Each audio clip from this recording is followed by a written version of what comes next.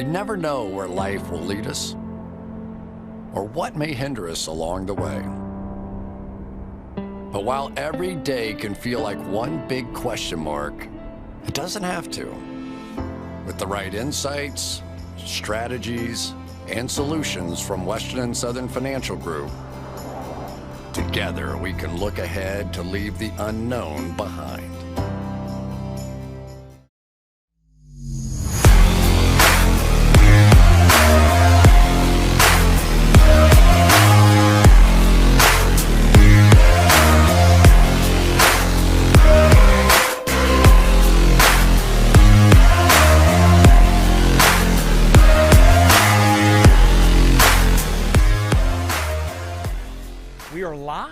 Here on Tailgate, ready to rock and roll. Austin Gayle with Mike Renner.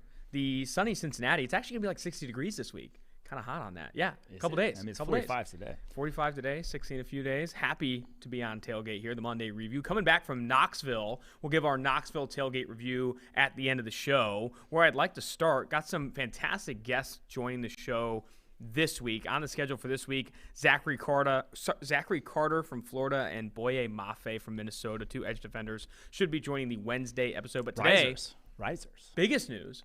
Yeah. Packers stock sale tomorrow. Oh. Should You're I telling become me, a double shareholder? How many shares do you have? Just one. I mean, what do you need? Do you need two? I'm going to buy a share tomorrow. You're not going to. I'm not going to let you buy a share. I want to buy a share so I can join that group chat with your family. No. Isn't that group chat named Packers shareholders? Yeah, it is. What I need to do is mine. When I got mine, I was like 4 years old or whatever when I got it, and it's like sponsored by my mother, so my mother's name's on it. I need to get that removed. I need to get it in my name only. I don't need her, stealing it from me. Should we have a parting of ways and a falling out? I need that stock. So I'm getting a share tomorrow, and I'm going to tweet out that I am a Packers shareholder. I'll add it to my bio. I'll do whatever I need to do. Yeah, well, good year to get in because they're the best team in the NFL right now. Oh, my God. We'll get there when we get there. I am excited to get into these game reviews, man. It was a good week of football on the college and NFL side. We're going to go NFL Week 10 review here, starting with Ravens Dolphins.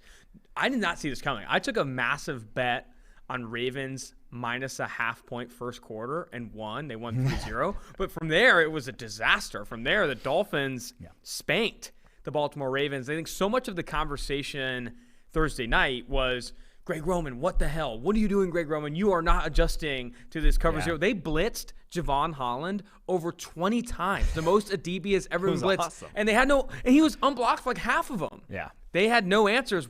How does that happen? I think that's the biggest question I had. How does that happen? I know we can make fun of Greg Roman all day long, but how does that happen? You heard me on the pregame show. My take on it, it's like no one has been willing to do that against Lamar Jackson because he sneaks out. I said they're not going to play man coverage against him. And truth be told, they did not play a single snap of cover one in that game, which would be man coverage with a middle of the field safety. When they played man coverage, they brought literally every single person who wasn't locked up. They brought the house every single time, 6 guys, cover zero, every time they did 38% of the dropbacks in that game.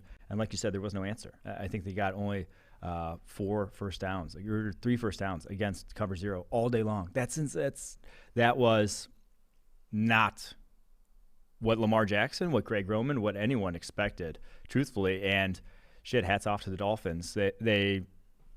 Brian Flores and that game plan won it for them. I mean, Ravens closed as 8.5-point favorites in that game. Yeah. 8.5-point favorites, admittedly, on the road. They lose 22-10.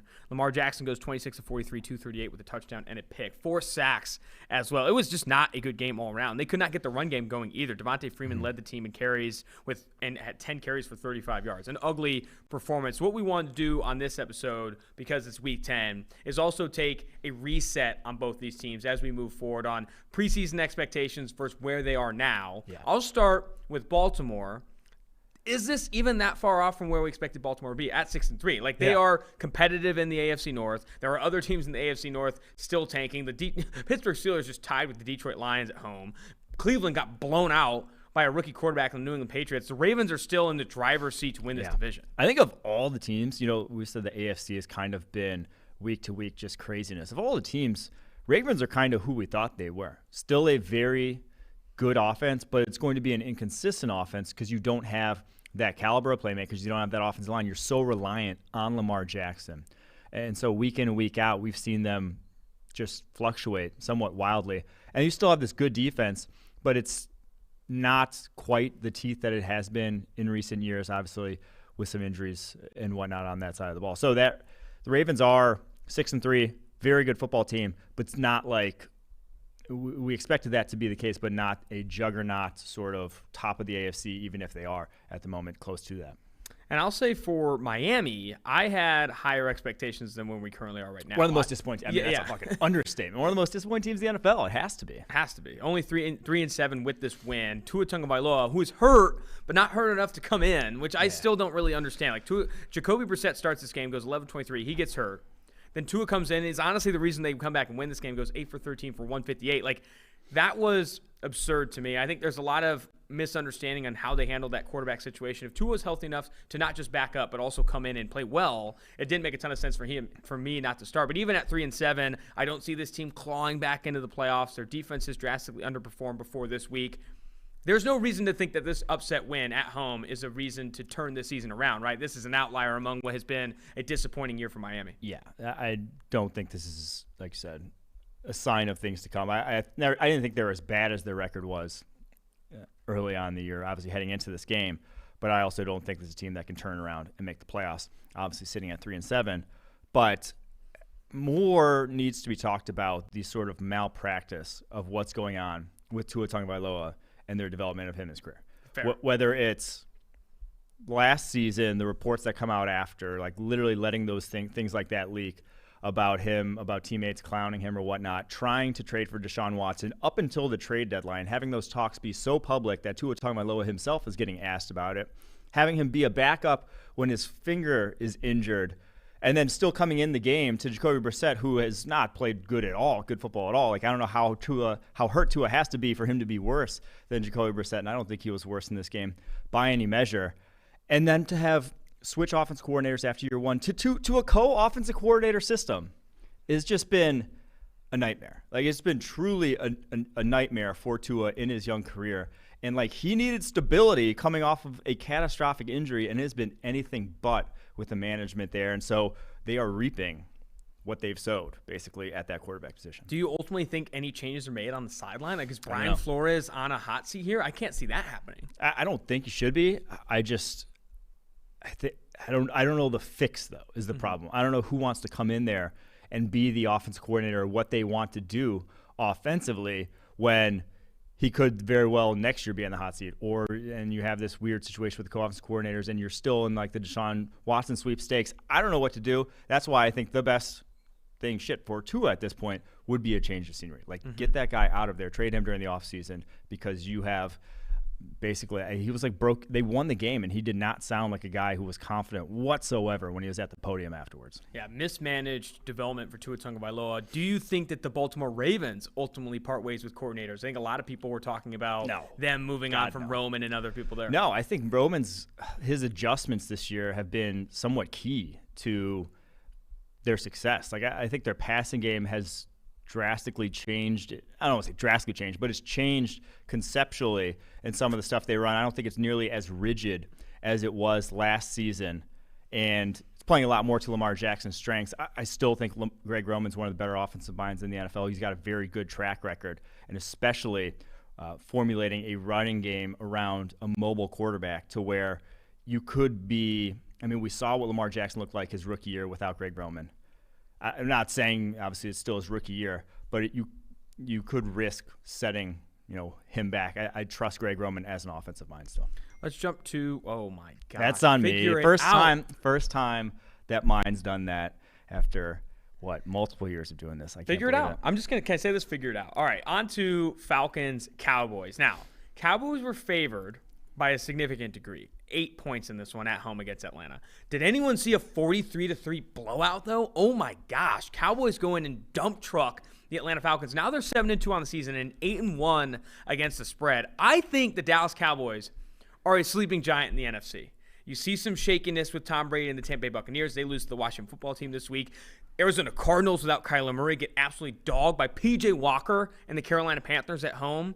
I do think that there's some vulnerability here, enough For the Cowboys, I think more people need to talk about them in the NFC. I think they're legitimately a top 2, top 3 team in the NFC. I still really like Tampa Bay. Arizona has got to be in the conversation, but I think they could be number 3. You know where I'm going to say is the best team in the NFC right now. Packers. But I do think the improvements in the secondary, and you saw it in this game, the way Anthony Brown played and the way Jordan Lewis played. If you get now, they're not going to play like that every week. Trust. Like that was obviously an outlier. Pick from Anthony Brown was insane. The multiple pass breakups from Jordan Lewis, I think he had 3 on 5 targets, where you're not going to get that every week. But if you can get consistent play out of those 2 guys, your slot corner in Lewis and your number 2 corner in Anthony Brown, the sky is the limit for this defense, because that front 7 is going to be tough. They house them without Randy Gregory, without DeMarcus Lawrence. Once you have DeMarcus Lawrence and Randy Gregory back, with Micah Parsons blitzing behind them, you're going to get pressure on every offensive line in the NFL. I don't care who it is. So this is a defense that, at full strength, is a far, far, far different animal than we saw at any point in 2020.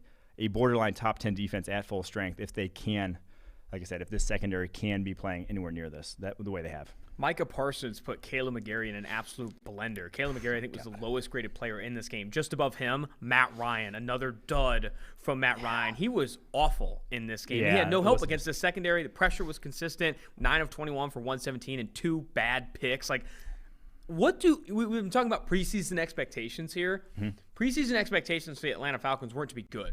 But with what they've done with Matt Ryan's contract and the commitment they've made to him, I am at a loss in terms of what do they actually do. Because you can't really rebuild right now. You can't really rebuild in 2022. You have to continue to look to add in the draft, maybe add some pieces of free agency, but are you going to be all that competitive, which is obviously a very talented NFC South, if you're half-baked into this rebuild? Yeah, they have to rebuild on the fly.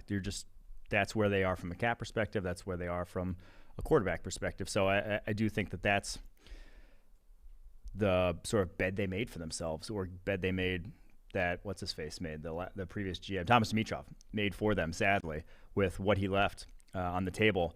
But I don't think they're terribly far away, I will say. Like, I know that the offensive line rebuild is still a shaky offensive line. It is more just, if you get a defensive line in place, I think there are now pieces with Deion Jones, A.J. Terrell, that you can legitimately build around there, that they're not too far away. Like last week, they would have been in the playoffs had it ended that week. They were 4-4. So I don't think it's that bad of a roster. I think there's still some hope. This is kind of the team, though, I thought they would be all year long. I didn't think this team would be picking the top 5. Again, Dallas, on the other hand, I thought the defense would be improved. I did not think it'd be this much improved. I did not foresee Trayvon Diggs going nuclear. I did not foresee that at all. I didn't foresee Randy Gregory going nuclear. And now you get those 2 guys turning into elite players at their respective positions, alongside Micah Parsons, who I will say I kind of did see being the guy that he's been so far this year, and just winning because he was just on pure athleticism most of the time still. Like going up against Caleb McGarry, who said the reps he had against him, I'm not sure McGarry touched him really on either. Like he didn't have to use his hands. He is just that high end of an athlete and that kind of just instinctive of a football player that he is a massive, massive, massive difference compared to what they had at linebacker last season. I'd argue that I view the Cowboys similarly in that you thought this defense would see some positive regression, and it's improved more than people think. The offense, though, this is hitting nail on the head. This is how good the offense can be. This is how good the Cowboys offense will be with Dak Prescott under center, with CeeDee Lamb. They had Michael Gallup back for the first time in a while. CeeDee Lamb was the highest graded player in this game. He continues to be a focal point for that offense. I mean, this is a Cowboys offense that can go toe-to-toe with any team in the NFC. And if their defense continues to play at this rate, like I said, like you want to call Green Bay, you want to call Tampa, Arizona, these are great teams. But, dude, Dallas is a team to beat in the NFC. Yeah, this team can win a Super Bowl for sure. And which you'd love to see. America's team. When is it coming back? You'd love to see it. No one would. Skip Bayless is the only one who would love to see that. And obviously, I'd love to see it for Dak. I think there are a lot of players I want to root for on that team. I'll just say that last thing about this Cowboys defense, and it's I trust this turnaround. Like, I don't think this is fraudulent, whereas I still worry about Arizona. I still am a touch worried about Green Bay until they get back to full strength. But I believe in Dallas's turnaround. I don't think they're reverting close to the defense they were last year at any point here. Yeah, I think that's fair.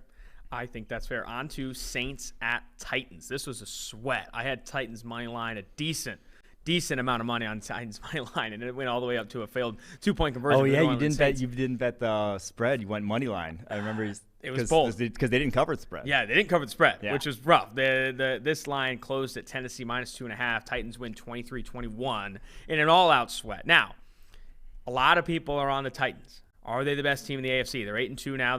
I think they've won 4 or 5 straight. New Orleans put up a good fight. I never expected this line to only be 2.5, though. I felt like the Titans were the better team. Still, Trevor Siemian keeps them in this one, goes 19 of 34 for 298 and 2 touchdowns. My takeaway in this one is that this defensive line has got something. This Titans defensive line with Harold Landry, Daquan Jones, Danico Autry, obviously Jeffrey Simmons, who's a big breakout star for them. Like, they can actually go toe-to-toe with some of the best offensive lines in the NFL. And, like, the New Orleans Saints have that with Ryan Ramczyk and company. So I thought this Titans defense has seen significant improvement along the defensive line, which has helped out what is a very inexperienced back end in Tennessee. And then offensively, the run game has been horrendous. And I think that has negatively impacted their offense. But you can still get things done with as good as Ryan Tannehill is playing. Yes, I will say this. I believe he's not going to win it. But Sean Payton's coaching job this year has been one of the most impressive of any coach. Has been probably the most impressive of any coach in the NFL. Like, to have Trevor Siemian in a game without Alvin Kamara, without Michael Thomas, going toe-to-toe with Titans, with Ryan Tannehill. On the road. The top team in the AFC. That just should not have happened. And now, obviously, Titans pulled away. One in the end. They are for real on the defensive side of the ball, something we were not certain about, and it's because of those leaps along the defensive line that you talked about with Simmons, with Harold Landry, with Danico Autry, all playing at a really high level. And the guy I'll mention, because we're a massive fan of his coming out, Christian Fulton, low-key having a fantastic season there on the back end. Only allowed 11 of 29 targets so far for 191 yards. An unspoken about storyline this season, his first game back from injury here in Week 10.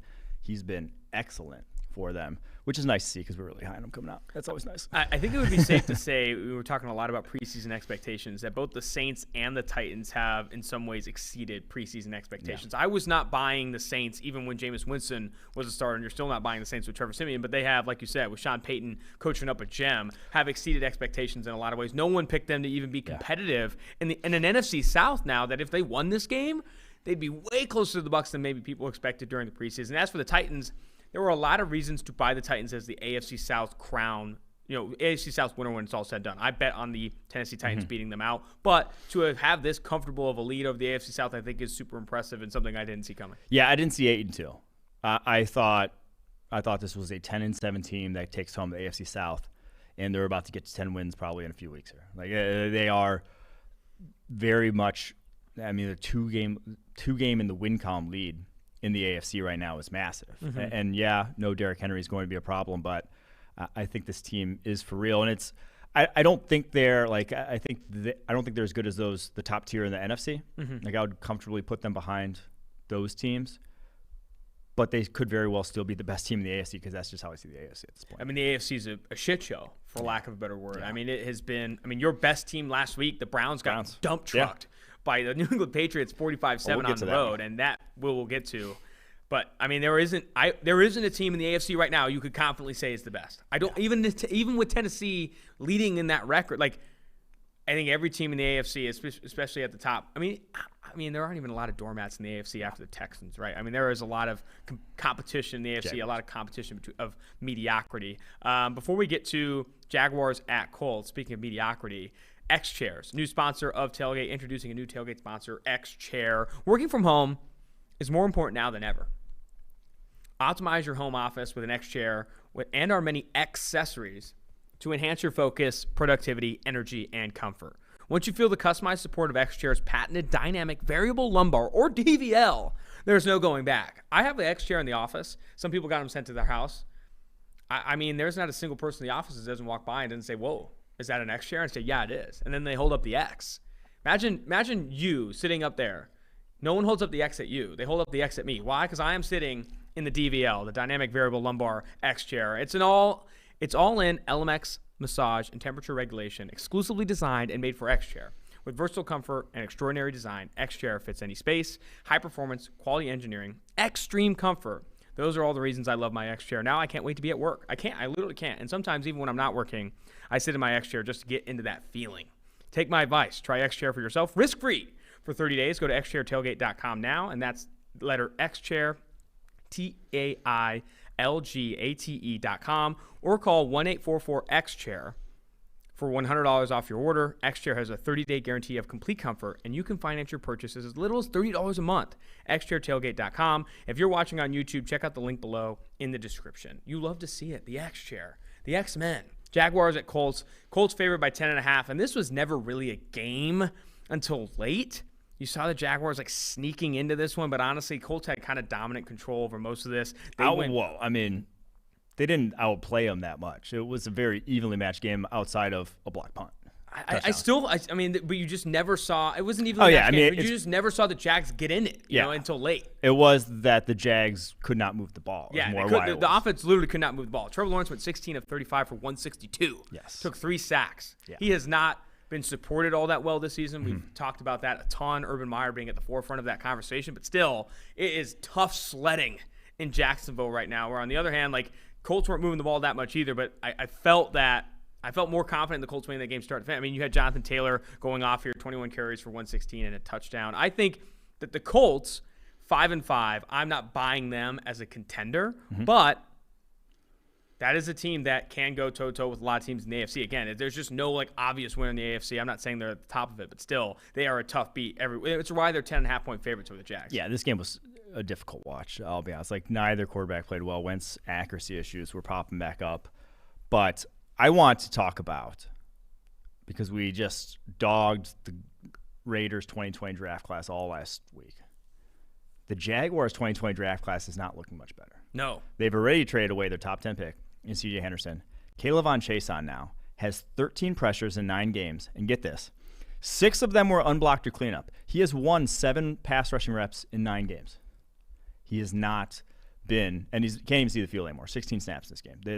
He has been relegated to a backup role because your 20th overall pick last year cannot win one-on-one, and he can't finish either. He has one of the worst missed tackle rates of any defensive player in the NFL. He has just been a liability when on the football field, which it's year 2. And yeah, he was a project, but there's no discernible improvement. He's on pace for fewer pressures than he had in year 1.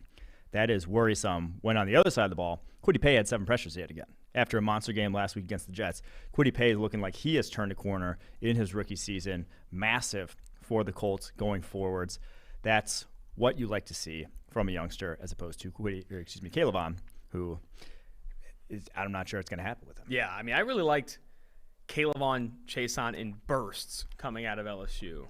And I do think that the consistency was never really there for them, but it's now definitely not there in the NFL. But I think the other name you got to bring up there, Laviska Shenault. Laviska Shenault Jr. has not taken the step that everyone wants to take, right? He has a 1.29 yards per out run this season, ranked 71st, tied for 71st with Marvin Jones. And a lot of that's the offense, yards per out run. You need to be targeted. You need to be accurately targeted. But still, like, he has not been the guy that people wanted him to be. And I think he's been hyped up as this guy that's going to break out eventually. Once he gets the opportunities. Only 358 receiving yards on the season, 205 of which coming after the catch. No touchdowns. Laviska Shenault, C.J. Henderson, Kayvon Chason, all not taking this next step that you need to see. Well, I don't want to say the problem. Laviska hasn't developed into taking the next step to be a complete sort of wide receiver. Yeah. We all said kind of coming out of Colorado, he was a gadget player. This was not a guy that you're going to put as your number 1 and have him win reps against top flight corners. We just knew that coming out. But with the ball in his hands, he's special. And he can do different things and had good ball skills and good contest catchability. Now, Jamal Agnew is the role that, like we said for Laviska Shenault to do. Like, this offense is a mess because they do not have like mismatched personnel. You got Dan Arnold being like one of your top targets in that offense, and Laviska Shenault trying to play a role that he's just not accustomed to playing. Whereas Jamal Agnew's now getting featured in that offense because of God knows why. And it may sound like I'm making excuses for Trevor Lawrence and his play, but there are legitimate excuses to be made. And I would not make excuses for Trevor Lawrence that are like schematically, because I was also high on Urban Meyer. coming out. But he has been one of the most disappointing head coaching jobs. Like we're talking about looking back on the season, I expected a lot more from them schematically in terms of creativity than what I've seen from this offense. It has been as stale as can be in the NFL, and that's just unfortunate because it's really, holding back the fact that you have this guy, this uber talented quarterback running the show with not much to show for it. I think for the Colts, like looking back on some of my preseason expectations, I felt that Carson Wentz could have the highest single season grade of his career. Back in Frank Reich, he's not having that, 69.1. You're not seeing the improvement that you need. In 2020, his worst season in the NFL, has 65.0 PFF grade. This year, a 69.1 grade. But I will say for the Colts, defense I always felt was a bit overstated from a talent perspective. They're not like the juggernaut that a lot of people hope that Eberflus and company could be. And on the other side, I want to raise my hand. I was slow. I was hitting the brakes on the Jags when people were like betting plus 800 AFC South and that stuff. I remember saying, whoa. There's the biggest thing I kept saying was the newness. There's just too much new shit. Trevor Lawrence, Travis Etienne at the time, Urban Meyer. Like you're gonna have to have so much new things hitting the ground, and it's just not. It's not gonna newness. Yeah, you're gonna have so much newness hitting the ground, and it just. You called that one. I was too hyped. Too high on Slurb and Meyer. All right, let's get out of the Jags-Colts game. That game was not fun. Browns at Patriots, on the other hand. Patriots closed, I think it's 2.5-point favorites at home. And you were on the Browns. I was on the Browns. I bet a lot on the Browns. And still, this game was never in doubt. Patriots just absolutely rolled the Cleveland Browns, beating them 45-7 at home. Baker Mayfield did get hurt in this one, but honestly, he wasn't. He gets hurt every week. Exactly. That's nothing new. He wasn't playing all that well before then. Just 11 of 21 for 73 yards, a touchdown, and a pick. Also took 2 sacks in this one. Case Keenum came in largely garbage time and didn't do all that much better. As for Mac Jones, in weeks 1 through 10, since 2006, no rookie quarterback is graded higher than Mac Jones. He has played phenomenal to start this season. I was going to add for Kwity Paye, too. The list for Kwity Paye, weeks 1 through 10, rookie edges, Von Miller, Bosa, Mack, Garrett, the other Bosa than Kwity Paye. He is 6th on that list in weeks 1 through 10 in PFF grade. He has been, like you said, turned the corner. For Mac Jones, the number 1 among all rookie quarterbacks with enough snaps to qualify in weeks 1 through 10. He has been great. A big reason why they are exceeding expectations. I don't think anyone saw the New England Patriots being as competitive as they've been, at least of late. They started slow, which I think some people expected, but they're turning it on right now. This defense looks good. They traded away Stephon Gilmore and still haven't seen a significant step back. J.C. Jackson ranks 1st in pass rating when targeted. Mac Jones at the helm with Bill Belichick. This is a team that I think can be playoff competitive. Yeah. This offensive line at full strength, which they were finally in this game with Trent Brown. They didn't even have Onwenu, though. It was at full strength. It was like the best strength they've had. But I mean, he went down in this game. Yeah. And then even still, it's tough. Like that is a tough run blocking line. It is we said it before the season, like they are zigging and when everyone's zagging with that line with just the mass up front. 370, Trent Brown, 350 on Onwenu. Like these are big ass dudes that move the line of scrimmage and they just punched Cleveland in the mouth. And Mac Jones, we said the highest graded, but I think the thing he's done best this season, or that compared to all the rookie quarterbacks, and this was easily his most impressive performance, is he manipulates pockets so impressively. Like in this game, his ability to, you'll see a lot of quarterbacks, whether it's Justin Fields, Zach Wilson, those two especially, early on will sit deep because they want to get out the back door. Like they want to have that space to work with. Mac Jones will get to 7 yards, 8 yards max, and he will be getting up into that pocket. And now some of that helps to have a really good interior offensive line, which the Patriots do. But Myles Garrett could have had 3 or 4 sacks in this game if he was going up against Zach Wilson, if he was going up against Justin Fields. And no one, and any casual observer would have just been like, oh man, offensive line stinks. Well, it's like, well, you got to help your guys out too. And Mac Jones is doing that as well as any rookie that I've seen in recent memory. It has been impressive. I don't think it's over. Go back to preseason expectations. I don't think they've overly exceeded preseason expectations. Yeah, I was 6-4 still. I was on this show saying they're the most improved team in the NFL. They can be playoff competitive with Mac Jones. They spent so much in free agency so they could get a rookie quarterback on that cost-controlled rookie contract. And this is, you talk about expectations, this is probably exceeding Bill Belichick's expectations. This is what he wanted to do. He wanted to bring in Mac Jones, get cheaper at that position so he could go get Matthew Judon, who's played well. So he could go get Hunter Henry, who had a touchdown in this game. And now it's all working out. And they just beat who a lot of people think is a top 3 team in the AFC. who's coming off a big win without OBJ. Going to the Browns, I think it's safe to say they're not succeeding expectations. Now just 5-5 on the season, losing to a rookie quarterback on the road where they were only 2.5-point favorites by a ton. So far this season, -10 in point differential on the year, 5-5 against the spread, 5-5 on the year. And I don't know how much better this gets. Like, when does this all start to be consistent for the Cleveland Browns? Yeah, they have a good offensive line. Mm-hmm. Yeah, they have a defense with a ton of talent. But there is not a shell of consistency on either side of the ball for this team, and that's probably the biggest concern.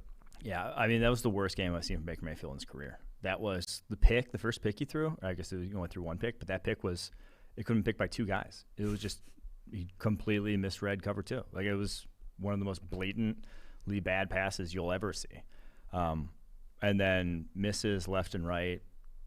I don't know. Like, they just may be exceedingly inconsistent. Now, they're not the only ones in the NFL that's looked inconsistent this year. Not the only ones in the AFC specifically, yeah, right? But I think that's just going to be them. It's going to be like, hey, if Nick Chubb and Kareem Hunt, when they're back, if they're rolling, they're dangerous. Mm-hmm. If they're not, they're losing that game. Like, yeah. Flat out, that's what they live and die by.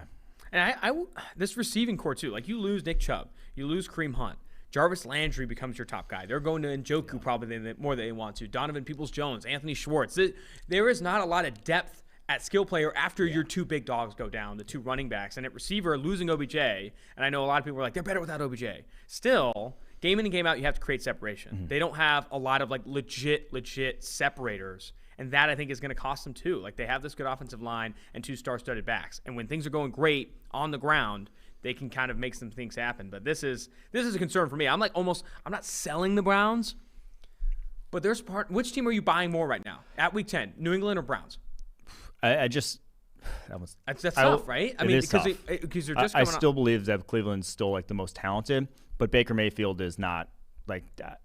He's terrifying to me at this point. I've seen enough to where I'm not going to buy any turnaround from him at this point. Whereas the Patriots are really on the rise. And there's reason to believe this defense is very much for real with the kind of young talent they have, with Kyle Duggar making plays, with Christian Barmore starting to become an impact player on that interior. Like, they have dudes at every level of this defense. This is a real deal defensive top 5 or so unit in the NFL. Man. I mean, and I used to put... And obviously Bill Belichick. I used to put Baker Mayfield in this Kirk Cousins tier, right? Where when the situation's ideal, he can... But there are too many sacks on his tape, too many turnover-worthy plays on his tape that Kirk Cousins doesn't even do. Like, Kirk Cousins is one of the highest-graded quarterbacks in the NFL because he doesn't make those mistakes. And a lot of his turnover-worthy plays can be gimmicky at times. Baker Mayfield makes flat-out mistakes, holds the ball too long, can take unnecessary sacks, bail out of clean pockets. I'm moving him down from this Kirk Cousins tier in a lot of ways, at least after the last few weeks, right? Like, he has not played at a consistently average to above average rate. Yeah, there's no consistency to his game. It's such a weird – there's no real comp for him at the quarterback position in terms of like how he plays it, because he's got such like strongly defined strengths and weaknesses. Like, I don't think he's inaccurate. Like, I don't think he misses a ton of throws. No. And usually bad quarterbacks, that's a problem. And he obviously has a very strong arm. But then his pocket presence is just ass. Like, it is bad. And decision-making, very suspect. And cannot operate under pressure to save his life.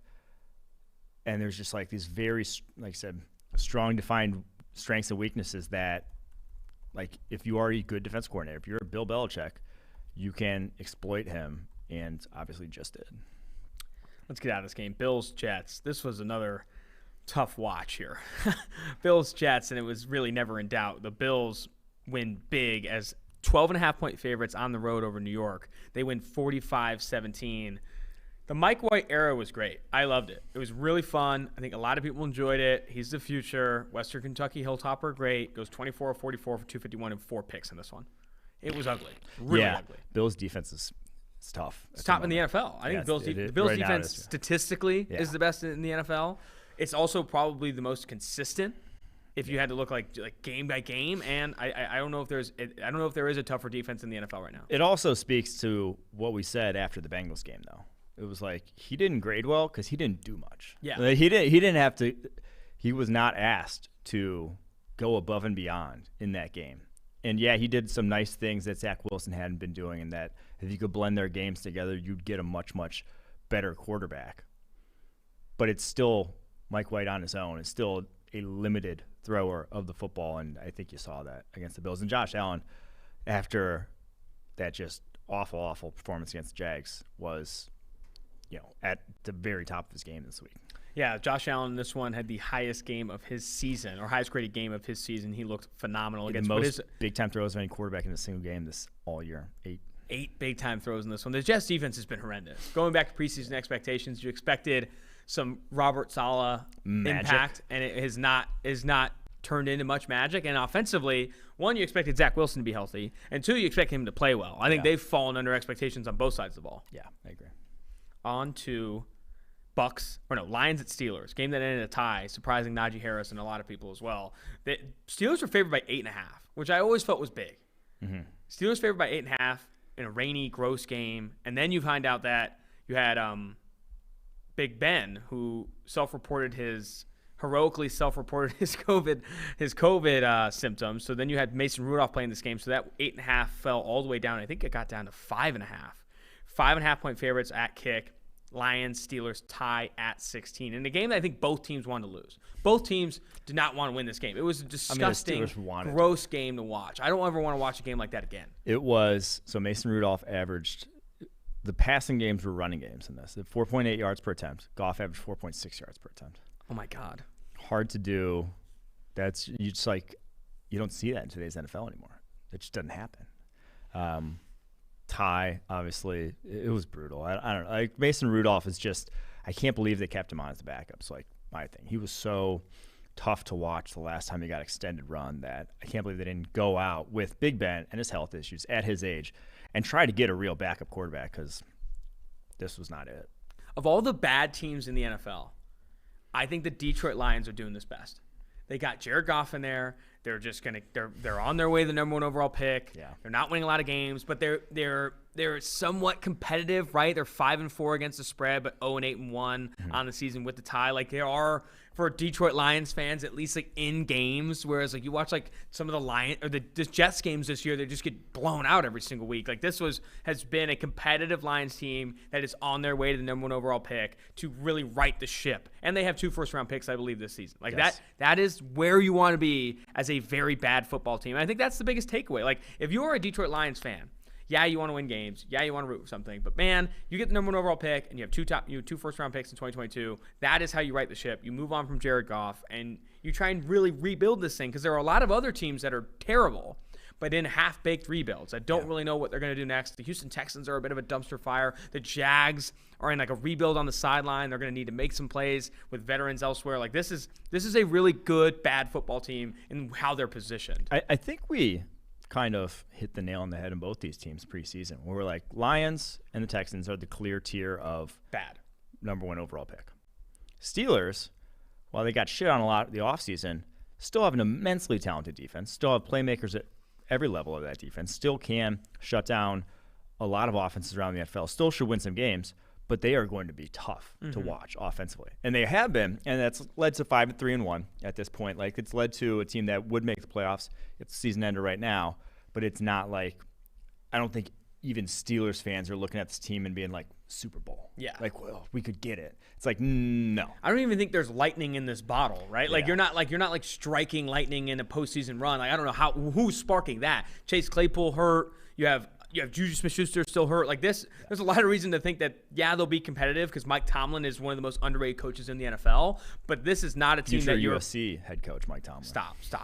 All right, get off this game. I'm out. Lions, you're in a perfect position to rebuild. Steelers, moving on from Big Ben ideally, keeping Mike Tomlin ideally. And I think you'll get more competitive. You could take a Patriots-like route here. Move on from a lot of your veteran talent. Go get younger at the quarterback position, cost-controlled at the quarterback position, and start this rebuild. Yeah, they seem like a team that has to pick a quarterback in the first round. We've talked about the quarterback pick the best one. They're going to. I would give it a 50+% chance of picking a quarterback. Love that. Because they're just expensive. It's an expensive team right now. Bucks at football team. Football team at home favored by 9.5. I bet the Bucks live when they went down. They were +118 to win, and I got wrecked wrecked by this game. So football team wins 29-19. Football team improves to 3-6 on the season, 2-7 against the spread. That was just their second win against the spread this year, and they won outright. Buccaneers, on the other hand, here's a stat for you. 6-3 on the season, and a team I know I've called the best team in the NFL, only 3-6 against the spread, not exceeding Vegas set expectations. Is there a panic button near this situation, and where's your hand on it? Are you hovering it? Are you feeling it up a little bit? Are you smacking it? What's your take?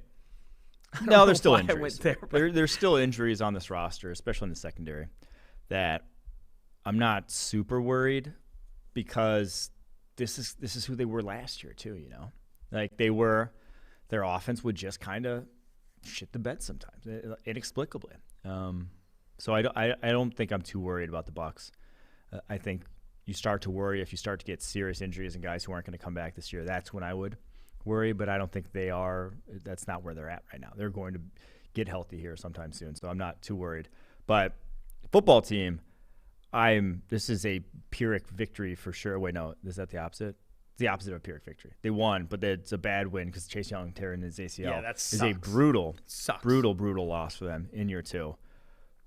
This was a wild game though. Like the Brady throwing 2 picks. One was just like not his fault whatsoever. And then having one of the, like not even hyperbole to say it, one of the greatest drives in any NFL game in history. 10 minutes and 36 seconds to score a touchdown. They were within, 4-point game. Yeah.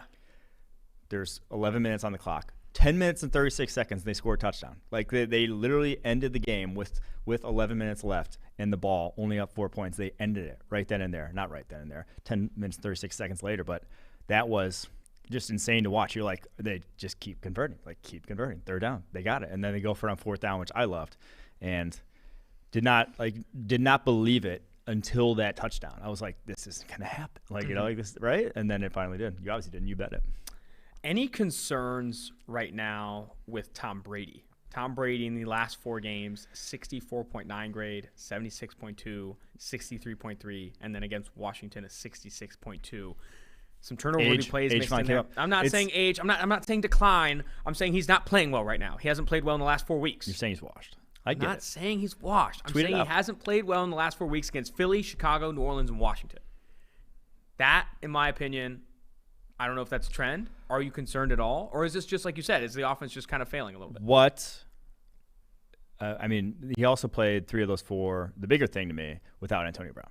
And that was what changed them last year, was when Antonio Brown came there, because that is the receiver that plays to his skill set, in my opinion, more than Mike Evans by a lot. Mike Evans by a lot, and Chris Godwin to some degree. So, yes, if Antonio Brown comes back and that's still what we see, then we can get worried.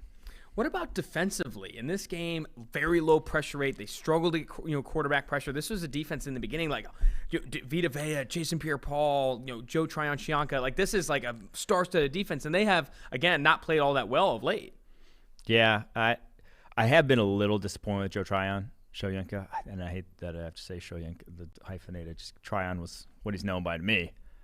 But he has not been the impact player I thought when we saw him preseason. Now, he's been fine, but I thought we were going to see a guy who could hit the ground running right out the gate. This one was surprising that they did not get more pressure on Taylor Heineke.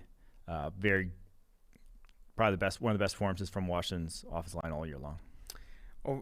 So season to date, they ranked 9th in pressure rate and 9th in EPA per play allowed. But over the last 4 weeks, they don't even crack the top 10 in either of those metrics. 16th in pressure rate and outside the top 10 in EPA per play allowed. Like, they have not been a good defense over the last 4 weeks. Tom Brady hasn't played well over the last 4 weeks. They need to right the ship. People are talking about is Patrick Mahomes figured out? Are the Chiefs figured out? Let's get some of that microscope action on Tom Brady's ass, all right? Let's get off the Chiefs a little bit and look at this TB12 diet and get some plays going there. Panthers at Cardinals. Cardinals were favored by 10.5 at open. A lot of that was the Kyler Murray factor. They thought Kyler Murray was going to potentially suit up in this game. He doesn't. But even then, it goes from 10.5 to 7. That was all it moved? That was all it moved. That's wild. 10.5 to 7. Total went from 44.5 to 41.5. That was a game I wish I bet, but I was already taking so many L's on the 1 o'clock slate that I ended up not betting it. But I wanted to bet Panthers. I wanted to bet Panthers money line. I wanted to bet Panthers against spread. They go in with P.J. Walker, Cam Newton, 34-10 on the road against Colt McCoy and the Arizona Cardinals. This was an ugly game, and I don't think The reactions here are that without Kyler Murray, that was fool's gold against San Francisco. Without Kyler Murray, this Arizona Cardinals team stinks. Yes. Flat out. And DeAndre Hopkins, too, still banged up. Do not buy into this San Francisco 49ers, win over with Colt McCoy. I think Cardinals need Kyler Murray more than they need air to breathe if they're going to be competitive for the Super Bowl this year. Yeah, this felt like, similar to the Packers last week with Jordan Love, where it's just like, you can throw that shit out the window. Yeah. This is not the same team when you are missing Kyler Murray and DeAndre Hopkins. It's just, that is your offense for the vast, that is how you win games. And to lose both those guys, they were living on borrowed time, not having them the week prior. So, this is a throw the tape out situation. Yeah, this is like what reactions are we going to have? There's really none. Like, we know Carolina's defense has been good. That's not an issue. But they really didn't have to do shit all offensively to blow out in this game because Arizona was so stagnant. In terms of preseason expectations, I think both Cardinals have exceeded my preseason expectations. I was down on Cliff Kingsbury. I was down on this finally working out, and it has. And for the Panthers, I think they've fallen below my expectation. I thought Sam Darnold would have would look better than he has. I tweeted out recently that he has pretty much the same PFF grade, same EPA per dropback, all that shit as he had in New York. He is the same guy in Carolina with Joe Brady and company. This has not worked out. And now with PJ Walker and Cam Newton, I think they are an improved team. They are going to have more life. Yeah. I think Robbie Anderson's going to be screaming a little bit less on the sideline. And I think that, in my opinion, do you feel? I know they just come off a win, and they're 5-5 on the season. Do you feel the PJ Walker, Cam Newton surge could vault them into like a wild card swing of the bat? Matt Rule keeps his job and everything goes glory? Yeah, possibly. Or are you not buying this win at all? I think it's very possible because it's a very good defense, and Darnold was, nothing short of a liability. I thought we would not, first 3 games, everyone's crowning him. I didn't think it would be that good, but I also didn't think it would be this bad. I thought you'd be getting like Case Keenum level quarterback play from Sam Darnold, which is just like be okay every single game and not necessarily lose you games. But he was legitimately, from week 4 on, losing them football games. He was giving them 0 shots to win those games. Like, he was the problem. So I think any sort of average quarterback play there, and you could see this as a playoff team. One of the best games of Sunday was Vikings-Chargers, in my opinion. That was a fun game start to finish. Vikings win 27-20. They were 3-point dogs on the road against the Los Angeles Chargers. Before we dive into that game, though, got to bring up our guys here. Manscaped, one of the proud sponsors of the Tailgate podcast. Manscaped just launched new products. Oh, new ad read. Here we go. Manscaped just launched new products, including their all-new ultra-premium body wash, a 2-in-1 shampoo and conditioner, which you love to see in the shower. I got to cut time in the shower, okay? I don't got time for a body wash, conditioner, shampoo. I got to get it all in one. It's time to give yourself, or someone who needs it, the gift of beautiful skin, hair, and balls this holiday season. Alrighty, go to Manscaped and use code PFF for 20% off and free shipping. This week, we are giving away multiple Performance Package 4.0s. Rate and review the podcast. Leave your email, and we will choose winner at the end of the week. Rate and review the pod, and you could have jingle balls all day long. I was looking for a word on play there. Play on words even. Can't have it. You could get a Performance Package 4.0. You could be as clean as me. Inside the Performance Package 4.0, you'll find the Signature Lawnmower 4.0. You've heard it before. This electric trimmer has proprietary advanced skin-safe technology to reduce cuts on your nuts. It's also waterproof, so you can use it in the shower. They also just launched their new 2-in-1 shampoo and conditioner, which is key ingredients with benefits that include hydrating, nourishing, conditioning the scalp, and strengthening your hair at the same time. 'Tis the season to load up on Manscaped products, so get yourself, your dad, your brother, and friends the best gift of all, the Manscaped Performance Package 4.0. Get 20% off and free shipping with code PFF at manscaped.com. That's 20% off with free shipping at manscaped.com. Use code PFF. Clean up your nuts and make Santa proud this year. Any reactions to making Santa proud with some clean nuts this year? I really wasn't paying attention there. You weren't paying attention to the last line? Can I read it to you again? Nah, you're good. Clean up your nuts and make Santa proud this year. Okay. Santa is always proud of me. He's checking his list. He's checking it twice. Have you been naughty or nice? And are your nuts clean? Did they add that to the children's song? I feel like they should. All right, on to Vikings Chargers. I know you guys were waiting for that. This, in my opinion, the discourse needs to start. Of?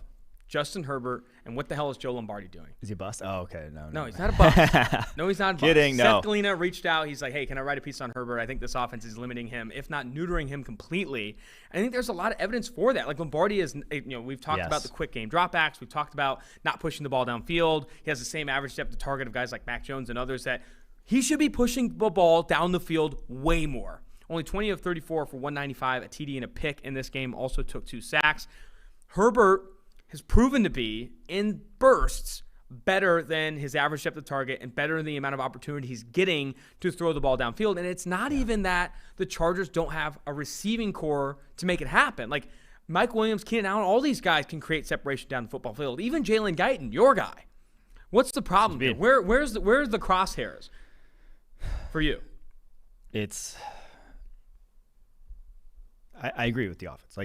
I cannot believe that this is how you're trying to play into his strengths. And the other thing is, it's like you run this offense if you are worried about your offensive line.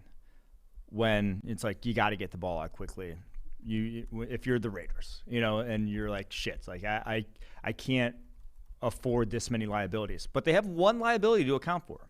You have right tackle right now, Storm Norton. The rest of that offensive line, you can trust to a degree to win their one-on-ones.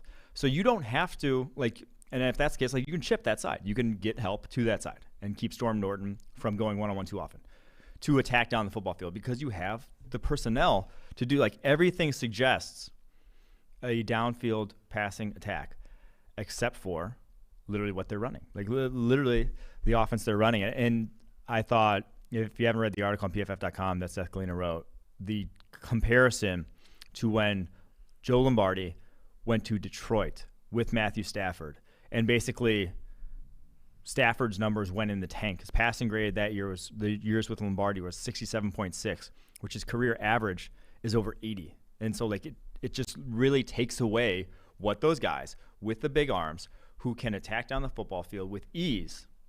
It takes away their biggest strength.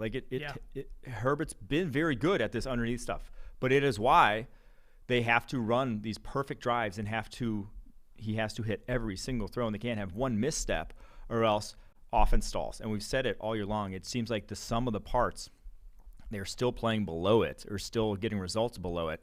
And this game was part and parcel. His average depth of target this season, 7.5, is lower than Alex Smith's his last year with the Kansas City Chiefs. Yikes. If you're lower than Alex Smith in average depth of target any year, that is not where you want to be. And okay, but let me play devil's advocate for a little bit, just a second, see how it feels. Not all of that is on Lombardi, right? There is some of the average depth of target is not just an offensive coordinator stat. So it's very much tied to it. I'll just say it. It is very, very much tied to it. And if you watch this offense and where the routes are developing, and the quick game dropbacks are obviously a concern. And quick game average depth of target on quick game is 200% lower than where it's going to be on non-quick game dropbacks, and I think that's a big concern. But is there any reason to think that Herbert's also taking things closer to the vest here? To me, no, not really. I think it's very much on. It's Lombardi and Lombardi alone. That's fine. You can say it. But also this is an offense you operate if it's Tua Tagovailoa and you're trying to ease in a rookie. I feel like they're hesitant to put too much on a young quarterback's plate when it's he is beyond a young quarterback at this point. He's a quarterback that could probably win you a championship if you have the rest of the piece around him, which I think they do. They just have not lived up to it, and it's sad to see because I thought they could really give the Chiefs a run for their money at points during the season, whether it was after they beat the Browns. I'm like, this team can make some plays, but that has not come to fruition. And I mean, this is a bad loss at home to the Vikings. The Vikings were the Vikings are better than 4-5. This is not a bad Vikings team, but the Vikings were downward spiral. This could have been the nail in the coffin for Mike Zimmer had they lost this game. So sadly, I think Justin Herbert and the Chargers have, in a lot of ways, exceeded expectations, but still not really reflected in their record on the year. You'd like to see them win more football games than they have, just 5-4 in the season. But in terms of Herbert's grade, 87.2 PFF grade this year. He had a 79.9 last year. The big-time throws is the biggest issue. He's had 4 big-time throws in the last 4 games. He's not getting those high-end throws that improve your PFF grade and chase these things down the field. And a lot of that, like you said, is the offense. And I will say this, they're getting we said you way performed above expectations under pressure last year. They're getting that low end of regression under pressure. He's only converted 25 first downs under 103 pressure dropbacks. I believe that's 18th most among quarterbacks in the NFL. He's just they're not getting, and on Sunday only 2 first downs converted under pressure. They're not getting it's just difficult to sustain how good he was under pressure last season. Let's get out of this. Let's go to Eagles-Broncos. Eagles at Broncos. Broncos were favored by 3, and I like Denver in this one, but man, they did not show up. I mean, specifically Teddy Bridgewater on the fumble 6 from Darius Slay obviously didn't show up. That was absurd. That one's gonna be tough. I know Teddy Bridgewater's like a likable guy in locker rooms and whatnot, but you throw that one on tape when the rest of the team is out there battling. That's just a tough watch when he doesn't want to get involved in the play. And that was a weird play where I was like, was it a fumble? Was it not a fumble? And maybe he thought it was a fumble, but give it. Try. But you can't. What's the point of not trying? Exactly. It doesn't make any sense. That was. I mean, I hope Teddy Bridgewater has an opportunity to talk to the locker room about that fucking play, because you let that one just slip under the rug, and everyone behind your back's talking about that one, everyone on Twitter's talking about that one. It's not going to go well. But Denver was originally favored by 3, and then it closed as a pick'em. So a lot of sharp money getting on the Eagles late, and they were right. Eagles win 30-13. Where I want to start the conversation here. Jim Nagy, who's the director of the Senior Bowl, came out and said shortly after that Eagles game, Eagles currently hold 3 picks in the top 15 in next April's draft. Mm-hmm. And none will be clear upgrades over Jalen Hurts and how he's playing right now. Would you rather have any quarterback in the 2022 NFL draft or continue to build around Jalen Hurts, seeing what you've seen? That's tough. He has been solid this year. There's no doubt about it. He has not been a liability. He's not been he has been a top 20 or so quarterback in the NFL. But the reason he fell to the second round, the reason that the NFL itself wasn't high on him is because they chase higher end. They straight up chase higher end. And he's been a lot better than he was last year. He looks much improved. He doesn't have a ton of weapons around him, even though I think he does have a very good offensive line.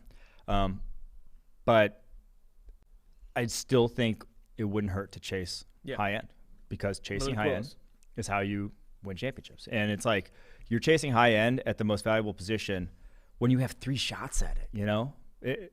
It's different if they're going to be drafting 15th with this roster and don't have any other first round picks, and maybe don't even have a second round pick. Then it's like, okay, you need to get young talent. You'd like to build a better roster to get competitive. But you have those 3 ones, and it's like one guy, say they draft a linebacker. Say they draft a Kobe Dean, and I love Kobe Dean. But it's like you're going to Kobe Dean versus maybe Matt Corral, when Corral has a stronger arm than Jalen Hurts, has been far more accurate in college than Jalen Hurts. He's a high-end athlete himself. And it's like prospect-wise, I get that it's like Nagy saying, they're not clear upgrades, but all those guys would, coming out, be considered better prospects than Jalen Hurts was coming out. So that's just the thing with me, is they're in a unique situation that it doesn't hurt you to take a chance. It doesn't mean you have to play the guy. It's just another chance at the most valuable position.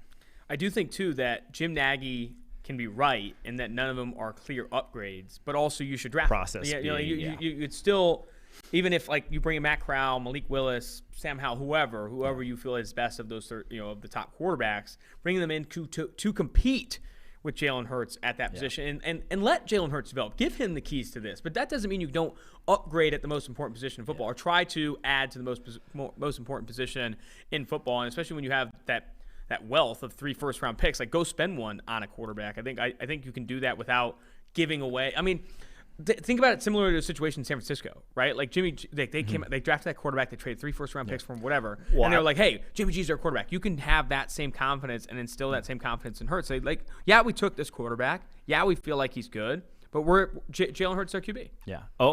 I would even just go to the team they played, the Broncos, sitting at 9, Justin Fields, not a clear upgrade over Teddy Bridgewater. Teddy Bridgewater is the top 25 or so starting quarterback in the NFL. He's competent. You're not certain that Justin Fields is a clear upgrade over him. But I think every Broncos fan in retrospect would like to have Justin Fields on their roster right now. And imagine if the Broncos had not just the 9th overall pick, but also the 15th, right? They could grab because the Eagles are going to be in a situation where they have multiple picks, and you don't have to say Surtain or Fields. You could say Surtain and Mac Jones, or Surtain and whoever. I think that's going to be the route they take. I did love this stat though about Teddy Bridgewater on 11 third downs. He completes 6 passes. for 36 total yards and 2 first downs. Oh, my gosh. That's Teddy Bridgewater in a nutshell. You hate to see it. Seahawks at Packers here. Packers were favored by 3.5, and they won big, 17-0 in the snow against the Seattle Seahawks. You just love to see it. Carroll talked about, some rust for Russell Wilson, obviously missing games. He goes 20 of 40 for 161 and 2 picks. Did not look that great. Can we talk about the pick, the Kevin King pick? That was not a pick. Did you feel that was a pick? That was reviewed and confirmed way too quickly, in my opinion. It was very similar to the Njoku touchdown, right? Like the Njoku dropped, whatever, where he caught it and then it got kicked out and they're like, no, incomplete. Like Kevin King's was not all that dissimilar. So by the new rules, I think that's complete. Where it's if you have possession and if it doesn't come out on contact, like if it comes out later in the process of so he had it 2 feet down, gets hit, and it comes out as after then a rake as he's going to the ground. The process of going to the ground itself is the football move to where that's I believe a catch. But if that was, it was tough. Here's the thing though: if that was the weirder one on was the 5-yard line, though, that's incomplete, right? I don't think so. I don't think that matters. Really? The weirder one to me was that they ever called the fumble recovered by Aaron Rodgers. The fumbled snap that was Rodgers fighting with I can't remember exactly who it was, the Seahawks defense, but they both have their arms around it, but it is in the defender's chest, and the ref immediately is like, Packers football. And then obviously on the replay, it's you can't tell who it is because they both have their arms around it. But again, it's in the Seahawks defender's chest. So that one was weird to me. But yeah, it was a very good Packers defensive performance. I will also put some on Russ not having slept over the past 3 months because he was working out his finger 19 hours a day. Yeah. If you're only sleeping 5 hours a day, that's not enough for a professional athlete. He should know better. 19 hours a day was just too much. But he did miss some throws. What do you think were some of those workouts? I don't know. What is he? What Trevor had him playing with the old skateboards, the Tech Decks? Yeah, that was never a pretty big good Tech Deck guy. I wasn't either. Not a border. But I don't know that many good finger workouts, but we could brainstorm. None I can say on the pod. Yeah. But the Packers defense, though. I'm such a child. Packers defense is. This was the best 3-game stretch to see with the Packers defense since at least 2010, probably. They hold Kyler Murray, Patrick Mahomes, Russell Wilson, banged up Russell Wilson. 34 total points in those 3 games. That's just a far cry, and it is a combination of the fact that Devondre Campbell's playing out of his mind. He's playing one of the best, if not the best linebacker in the NFL right now. The fact that Rashawn Gary is getting a ton of pressure. The fact that Whitney Merciless looks like a different dude. Looks very motivated for the first time in years. Rushing the passer. The fact that they have probably the best safety tandem in the NFL right now. Those two guys are the key that don't get talked about a lot, but legitimately the key to this defense and the way it is teamed up, the way Joe Barry's defense runs, those guys are coverage players, and they are often get left one-on-one with deep routes in this game. If you go back and watch the All-22, they have Lockett, they have DK Metcalf, those guys bearing down on them for corner routes, post routes, and they're staying on top of them exceptionally well. Those two have been not talked about enough when we talk about the Packers' defensive success because you don't see those. On the TV copy, you're watching the game, all you see is Russell Wilson hold on to the ball. You don't see the fact that those guys didn't just bite on a double move and that they've stayed over the top of this route. They have been so good at that, had their hands on multiple balls. I believe Amos did in that game. So those guys deserve a ton of credit, but I think this defense, when you get back to full strength, and now Rashawn Gary hyperextended elbow, shouldn't be too serious, but when he's back, Zadarius Smith is back, Jair Alexander is back, this defense could be championship caliber. That is how good they are, and that is what this scheme that Joe Barry brought over, that is what it is capable of doing to some of the better offenses in the NFL, as we literally just saw the last 3 weeks.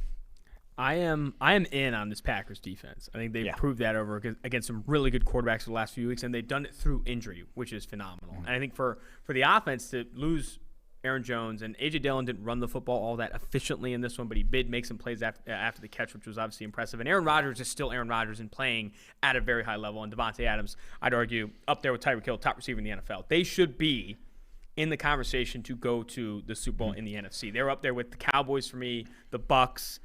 Yeah, I'm not buying I think I'd buy the Packers over the Cardinals, though. I think I might buy into the Packers over the Cardinals a little bit. I think that defense might be a little bit more sustainable, especially with what we've seen without Jair Alexander. As for Seattle, are you sticking a fork in Seattle, or do you still think they're Super Bowl competitive in the NFC? It feels crazy to say 3-6. They're 3-6. I never thought they were Super Bowl competitive in the NFC. But they got Russell Wilson.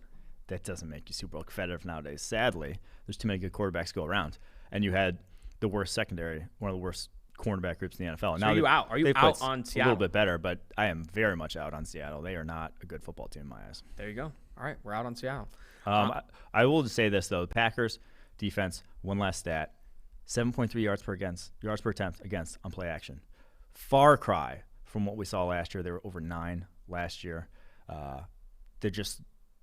It's a far more sound principles, this defense, than, again, what Pettin was running, what Capers was running.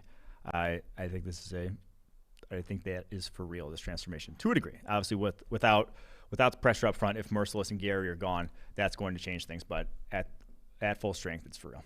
Last one here, Chiefs at Raiders, Sunday Night Football. Chiefs look like vintage Chiefs. I think that's what everyone said. I think Chris said that multiple times on the broadcast. Chiefs win 41-14. They improved to 6-4 on the season, a comfortable lead in the AFC West. Improved to also 3-7 against the spread. They were only 2.5-point favorites in Allegiant Stadium against the Las Vegas Raiders. And I would argue, defensively, it was the same disaster as we usually see. Like, the back end for Las Vegas was horrendous. They left multiple people wide open. They had Brandon Fassen, Nate Hobbs, Casey Hayward. You saw Desmond Trufant, who signed off the street a couple days ago, playing in this one. Jonathan Abram giving up over 120 yards in coverage. Trayvon Merrick, very much a rookie. That back end is disgusting. I don't think there's a single secondary in the NFL that plays more nameless, no-name players than the Raiders every single season. They gave up big. And then on along the defensive line, Andrew Wiley, former teammate at Eastern Michigan with Max Crosby, held up well, also got away with some holding calls against Max Crosby. And then outside of that, they just don't have a lot of interior pressure. And it didn't matter oftentimes because people were creating such early separation. The Raiders' defense is a mismatch in favor of the Chiefs every single time because they just don't have the dogs to keep up on the back end. Okay, so number of things here. I wrote last week the article, How Do You Stop the Chiefs? There has been a blueprint, how to stop Chiefs. And everyone keeps saying, oh, no one's blitzing against them. And that's kind of more a side effect of – it's kind of a random – like in the past, Patrick Mahomes had carved up non-blitzing teams. The real biggest thing, and we touched on it a little bit in the broadcast, over 80% of Patrick Mahomes dropbacks this year have been against 2 high shells, split field safeties. Last year was 50%. The book is everyone plays 2 high shells. And now – that is not to be confused with cover 2, because I've seen that a ton on Twitter. It's like, oh, why didn't they just play cover 2? It's like 2 high shells does not mean cover 2. It is kind of a way of playing. It more oftentimes means either quarters or quarter, half coverages, which are designed to basically cap defenses and limit big plays. And it also, oftentimes, when you run cover 3 out of 2 high shells, it has a safety as more of an intermediate level player, or like it shuts down play action game a lot better. You have your safeties out of run fits, so they're not worried about play action fakes. They're not worried about quick game stuff. They are coverage players only. And that's what we talked about with Packers and what they do and why they did such a good job of shutting down the Chiefs.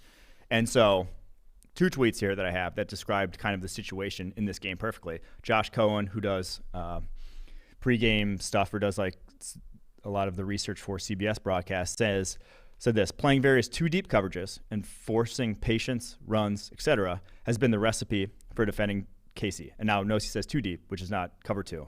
Even I think Sam Monson made this mistake. Cover 2 is not how you beat KC. It's the 2 deep. It is the split field safety stuff. Problem with Las Vegas doing that is you're putting 24 in coverage. 24 being Jonathan Abram, who allowed 9 of 9 targets for 124 yards in this game. And so when they did that, they targeted Jonathan Abram. Now, the other one here is, and they truthfully did not do that. They only played 21 snaps of split field coverages versus 52 of single high. Because Gus Bradley runs a ton of Gus single Bradley high. is the cover 3 single high guy. And so Quincy Avery tweeted this, which I loved. He said, I do have a question for the Raiders. If people have dudes against the Chiefs doing one thing on defense, why did you think it was a good idea to do the exact opposite? Which was every single team that has faced the Chiefs and shut them down this year has done what I just described. 80% of dropbacks. 80% of dropbacks. 2 high shells. Don't give a shit about the run. Don't give a shit about run fakes. Just defend the deep plays. Raiders did not do that, get exposed in this game. And it's like, yeah. That's why I always felt the 2.5 was a disaster. I mean, the 2.5 was just an easy bet because the Raiders, again, this mismatch, right? And I mean, I didn't even think about it as in depth as Gus Bradley's going to play way more single high than any defense has, regardless of what the trends are. And then you factor in, even if he does throw some too high safety looks out there, he's got a rookie and Jonathan Abram down deep. Which is rough. And Trayvon Merrick has played more snaps than any rookie this season. He has been, I think, exceeded expectations for the role that he's been asked to do. He was but not the Abram, problem on the other hand. It was Abram. Abram, on the other hand, has been nothing short of burnt toast since he was drafted into this role and got put on that for a little bit as well. I mean, he's a linebacker. Like, flat out, the guy cannot play deep. You cannot have him as a deep. And that's why the cover 3, he's been not as much of a liability because he is an underneath zone defender. There's only so badly you can get burnt when you're playing within 5-6 yards of the line of scrimmage. Now, when you are deep, like he was in this game a few times, well, got cooked. All right, we got to get out of here. All right. Rams, 49ers. I'm taking Rams big. That's all I'm going to say. Same. Rams big. Fun to read. We're all live on the pod right now, and we're going to play this tweet from Jay Williams, Jay Williams. Fun to read. Fun to read, fun to listen. Let's go ahead and run it, Quinn. Which one deserves more anger? You see, right now we're having 2 conversations around 2 athletes making decisions that have put others' lives at risk. Aaron Rodgers, Henry Ruggs. But one conversation is exponentially louder than the other. And it's not the one about loss of life. So I ask you again, which one deserves more public outrage? I still don't understand.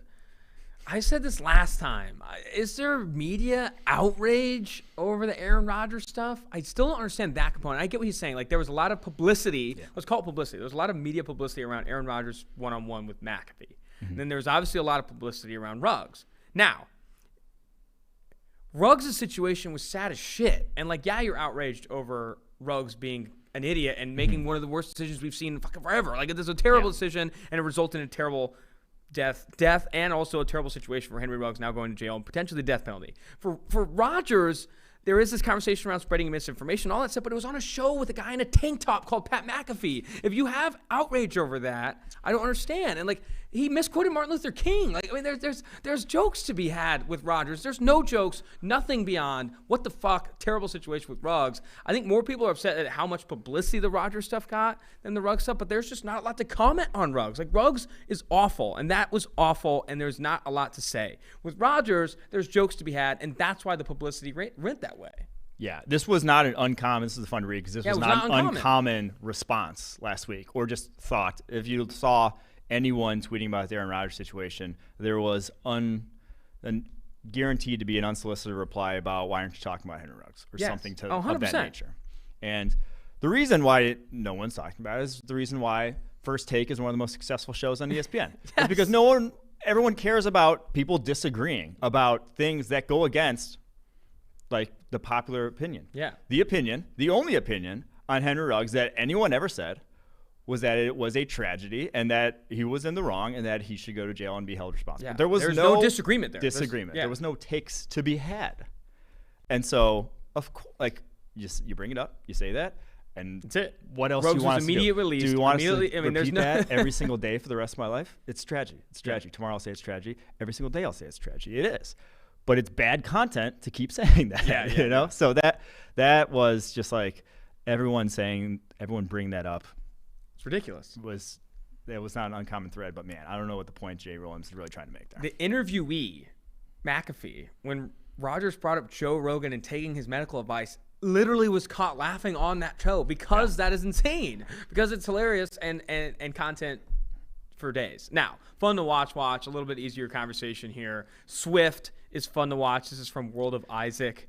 Isaac calling Swift fun to watch. He does a hurdle, which I agree. Which was the only fun to watch part of that Detroit Lions game. Yeah, was probably DeAndre Swift. There was not a lot of else fun to watch in that game. Now, Marcus Mosher, who I do think might be a repeat offender here on the fun to watch list. Marcus Mosher today. He obviously does not listen to the show because he keeps banging out fun to watchers.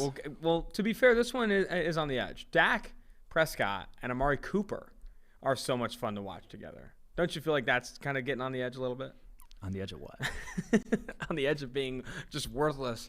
Well, I just love a better take there. I mean, I guess if you're sharing highlights, though, like he just has a highlight of Amari. I mean, maybe we're being dicks on all of this, right? No. Like, I mean, if you're actually, I will say we're not, because it was difficult to find some this week. Like, these were some tame ones. Coaching people out because I think we're seeing a trend of people getting. Well, just you wait till draft season, baby. Yeah. Because when there's a 300 players in the draft, I think 250 will be called fun to watch when it's all said and done. Yeah. Every fifth round fringe receiver that's got nice hands, it's gonna be fun to watch at some point in the draft season. So make sure you're following along as we get into draft season here. What was your C moment of the week? I did not cake. This was not. This weekend, I don't know what it was. There was not like a moment. That's play. Kind of true, actually. I didn't have the 62-yard Texas Tech field goal was cool, but it was Texas Tech. Not a lot of cake to be had. Winning, like there was, truthfully not. I know what yours is. Some guy recognizing you when you're on the field at Tennessee. Oh, Had to be. That was kind of cool. That was kind of cool. Someone recognized me when I was on the field in Tennessee. That was sweet. I don't know if I had a true caking though. I mean, the food in Knoxville, I thought the press box food was pretty good. They had the ice cream, and nothing overly cake stir. I know. I was pretty tame. Tame week. We got to light it up this weekend then. Yeah. All right, rookie of the week. This one's obvious. I'm not going to force a cake, by the way. Never force it. Never force it. That's illegal. Go. Rookie of the week. Rookie of the week, Mac Jones. I mean, there's no other way to go about this. I don't want to call it a perfect game, but it's close to a perfect game. It was just efficient, accurate, where the ball needed to go. Throw to Kendrick Bourne was sick. Looking off, throwing the touchdown to Henry was sick. That's like the stuff that is not talked about enough in quarterback play. It's like hitting an open receiver, sure. Mm-hmm. But creating an open receiver is what he did. Like the Hunter Henry touchdown, he created an open receiver with the way he manipulated the linebacker in the middle of the field. And that's stuff that's high level that we talked about with him coming out, that he did already, that quarterbacks sometimes never develop. And so Mac Jones, this one was not close this week. No honorable mention because he was the dude. Yeah, he was a dude, man. He was phenomenal. Kwity Paye played well. I mean, there's some other guys that played well, but Mac Jones obviously taking the cake that you missed in week 10. Blackout, Pat Freiermuth, tight end for the Pittsburgh Steelers. Not only did he have 2 drops, but holy shit, the fumble late. And that was Trey Flowers on the recovery, too. It was getting all the way out to the edge to make a play. That was. I mean, everyone in Pittsburgh, when Freiermuth catches it, they go boo. There were some boos, I think. I think those weren't moves; those were boos down the stretch because that obviously cost them. That cost them a chance at the win, a chance at a Chris Boswell field goal, and handed the Detroit Lions the tie. There was part of me that felt that I thought for a second Jared Goff and the Lions might have taken a knee there. Just say, hey, we're going to take this tie, we're going to take our ball, we're going to go home. Okay, we're not losing this game. I like that they tried to go win it, but still, that was hilarious. Yeah, I mean, Freiermuth, that was tough. This is tough at OT for him, sadly. And I was floored that they even tried to bite off a little bit more there with 8 seconds left because of what literally happened. Not even because of that. If he doesn't fumble there, they don't get a playoff. Yeah, because that was 3rd and 1. He didn't get a yard. He goes down. You can't spike it. You got to kick the field goal there. True. So that to me, I would have just gone out and kicked it, taken my medicine.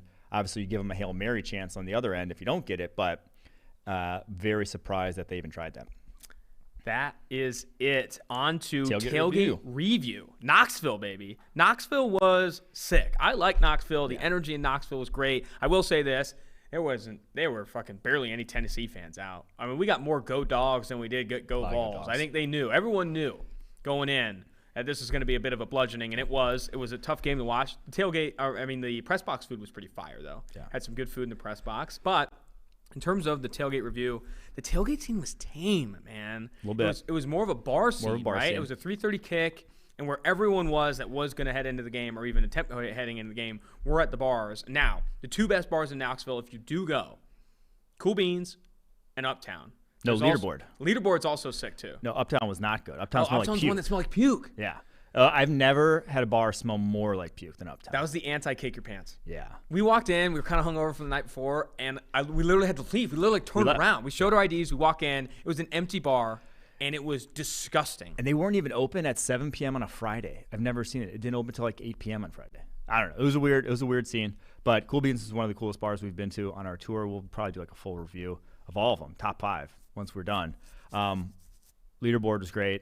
I will say, when it was more of a bar focused, it sucked because post game Every Bars line are was an hour. loaded. Yeah, Every yeah. line was an hour. So it was very difficult to get in. More That than an hour at Cool Beans.